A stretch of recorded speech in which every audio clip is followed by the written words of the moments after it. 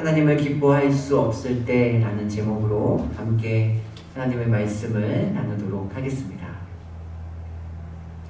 오후에 교회에 처음 도착했을 때 먼저 집사님이 교회에 도착해 계셨습니다. 반갑게 안녕하세요 인사를 나누고 일찍 오셨네요 라고 이렇게 인사를 드렸습니다. 그래서 그 집사님이 이렇게 대답해 주셨습니다. 나의 교회인데 먼저 와야죠. 먼저 일찍 오는 게 당연하죠. 그렇게 대답을 해주셨습니다. 아마 그 마음이 우리 모두의 마음 아닐까 생각합니다. 늘 교회를 위하여 기도해 주시고 또한 성도님들을 위하여 사랑해 주시는 그 마음에 다시금 감사의 마음을 전합니다. 우리의 마음을 보시고 하나님께서 우리 교회를 붙드시고 우리 교회를 하나님의 뜻대로 인도하여 주실 줄로 믿습니다. 캐나다에는 5종류의 동전이 있습니다. 5센트, 10센트, 25센트, 1불, 2불입니다. 그런데 보통 동전을 우리가 지금 방금 이야기한 것처럼 부르지 않습니다. 5센트는 니클, 10센트는 다임, 25센트는 쿼러, 1불은 루니, 2불은 투니 이렇게 부릅니다. 그래서 처음 캐나다에 왔을 때 동전을 이렇게 구별하는 것이 쉽지 않고 헷갈릴 때가 있습니다. 캐나다의 동전은 앞, 뒷면으로 되어 있습니다. 당연한 이야기죠. 앞면에는 한 사람의 초상화가 새겨져 있습니다. 뒷면에는 어떤 것이 그려져 있는지 아세요? 니클이라고 부르는 5센트에는 비버가 그려져 있습니다. 다임이라고 부르는 10센트에는 범선이 새겨져 있습니다. 쿼러라고 부르는 25센트에는 산록이 새겨져 있습니다. 룬이라고 부르는 1불에는 아비새가 기록되어 있습니다. 툰이라고 부르는 2불에는 북극곰이 새겨져 있습니다. 다 알고 계셨나요? 어떤 동전의 뒷면은 알고 있지만 또 다른 동전의 뒷면은 모를 수도 있습니다. 그것을 가리켜 틀렸다라고 말할 수는 없지만 온전하게 알고 있다라고 말하지는 않습니다. 우리가 받은 구원도 동전의 양면처럼 2가지 면이 있습니다. 첫 번째는 우리의 관점입니다. 로마서 3장 24절입니다. 그리스도 예수 안에 있는 속량으로 말미암아 하나님의 은혜로 값없이 의롭다 하심을 얻은 자 되었느니라. 우리는 값없이 오직 믿음으로 구원을 받습니다. 우리의 노력, 우리의 행위, 우리의 의는 그 어떤 것으로도 구원을 받을 수 없습니다. 그래서 우리는 오직 믿음으로 구원을 받는다라고 고백합니다. 우리의 노력은 구원에 단 1%도 영향을 미칠 수 없습니다. 그래서 오늘 본문에 하나님의 은혜로 값없이 구원을 받았다라고 기록하고 있습니다. 여기서의 값없이라는 표현을 에베소에서는 이렇게 말씀하고 있습니다. 에베소 2장 8절입니다. 너희는 은혜에 의하여 믿음으로 말미암아 구원을 받았으니 이것은 너희에게서 난 것이 아니요 하나님의 선물이라. 값없이 의롭다 하심을 받은 사건을 하나님의 선물이라고 에베소에서 기록하고 있습니다. 자격 없는 자에게 거저 주시는 은혜가 바로 구원입니다. 그래서 우리는 내가 구원받았다라는 사실에 대하여 조금은 가볍게 생각할 수 있습니다. 때론 조금은 쉽게 생각할 수 있습니다. 믿기만 하면 구원받을 수 있습니다. 믿기만 하면 하나님의 백성이 될 수 있습니다. 믿기만 하면 하나님의 나라에 갈 수 있습니다. 한번 생각해 보세요. 만약 여러분들에게 구원을 받기 위하여 기도의 시간을 10,000시간을 채워야 합니다. 그리고 한 3년이라고 하는 시간 동안 단 한 번도 주일 예배를 빠져서는 안 됩니다. 그리고 최소 2번 이상 하나님의 말씀을 통독해야만 합니다. 만약 당신이 그 모든 조건을 충족한다면 당신은 구원을 받을 수 있습니다. 만약에 우리에게 그런 조건이 제시되어지고 우리가 그것을 채웠을 때 구원을 받는다면 우리의 마음과 생각은 조금 달라질 수 있습니다. 구원받는 것이 쉽지 않구나. 어떻게 10,000시간의 기도 시간을 채울 수 있지? 어떻게 5년이라고 하는 시간 동안 단 한 번도 주의를 지키지 않을 수가 있지? 어떻게 2번 이상 하나님의 말씀을 통독할 수 있지? 그런데 구원은 너무나도 쉽게 믿기만 하면 받을 수 있습니다. 우리에게 제시하고 있습니다. 그러나 이 사실만 알아서는 구원을 받을 수가 없습니다. 무엇을 어떠한 진리를 믿느냐가 함께 동반되어야 하기 때문입니다. 두 번째, 하나님의 관점입니다. 로마서 3장 24절입니다. 그래서 예수 안에 있는 속량으로 말미암아 하나님의 은혜로 값없이 의롭다 하심을 얻은 자 되었느니라. 속량으로 말미암아 우리가 구원을 받았습니다. 우리의 관점, 우리의 입장에서는 값없이 구원을 받았습니다. 그러나 하나님의 관점, 하나님의 입장에서는 값을 치러야만 합니다. 우리가 누군가에게 선물을 줄 때에 나의 시간이 필요합니다. 나의 물질도 필요합니다. 나의 마음도 필요합니다. 하나님께서 우리에게 구원을 베푸시기 위하여 예수 그리스도의 희생이 있어야만 합니다. 무엇입니까? 예수 그리스도의 속량입니다. 이 속량이라는 단어를 디모데전서에서는 이렇게 표현하고 있습니다. 디모데전서 2장 6절입니다. 그가 모든 사람을 위하여 자기를 대속물로 주셨으니 기약이 이르러 주신 증거니라. 예수 그리스도의 속량을 예수 그리스도의 대속물이라고 기록하고 있습니다. 여기서의 속량, 대속물이라는 뜻은 돈을 주고 사왔다라는 뜻입니다. 영어에 paid라고 하는 단어가 있습니다. 지불되었음이라고 하는 의미입니다. 요즘에는 우리가 잘 볼 수 없습니다. 그런데 예전에는 우리에게 청구서가 집으로 배달되어 옵니다. 그리고 그것을 가지고 은행에 갑니다. 그리고 그 청구서에 나와 있는 금액을 내가 지불합니다. 그러면 은행 직원이 그 청구서에 빨간색 도장 하나를 쾅 하고 찍어줍니다. 그 도장에 뭐라고 쓰여 있죠?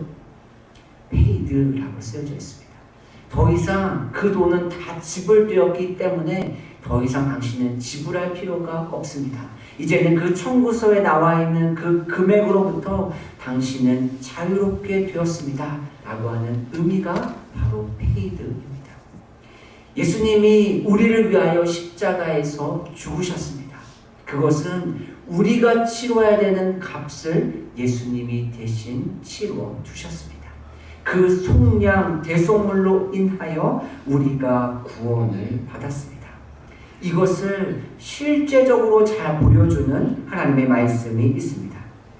호세아 선지자는 북이스라엘의 선지자입니다. 그런데 하나님께서 이 선지자에게 음란한 여자와 결혼하라고 말씀하십니다. 그리고 호세아는 하나님의 말씀에 순종하여 음란한 여자와 결혼을 합니다. 무엇을 의미하나요? 하나님을 떠나 음란하게 살아가고 있는 이스라엘 백성을 상징하고 있습니다. 하나님께서 이스라엘 백성들을 얼마나 사랑하시는지를 호세아 선지자를 통하여 보여주고 계십니다. 그렇게 호세아가 몸을 파는 부적절한 여인과 결혼을 했습니다. 그런데 이 여인이 집을 나갔습니다. 그리고 예전에 자신이 했던 그 일들을 다시 하기 시작합니다. 그때 하나님께서 호세아에게 찾아오셔서 다시 한번 말씀하십니다. 그 가서 데리고 오라. 그때에 그 아내의 남편이 너니 그 여인을 데리고 오라, 강제로 데리고 오라 라고 말씀하지 않습니다. 호세아 3장 2절입니다. 내가 은 15개와 보리 한 호멜 반으로 나를 위하여 그를 사고 그 여인을 데리고 오기 위하여 값을 지불하라고 하나님은 말씀하셨습니다. 호세아가 지불한 액수는 은 15세겔과 보리 한 호멜 반입니다. 호세아는 돈이 그렇게 넉넉하지 않았습니다. 이것을 합하면 은 30개입니다. 그런데 자신에게는 은 15개밖에 없었습니다.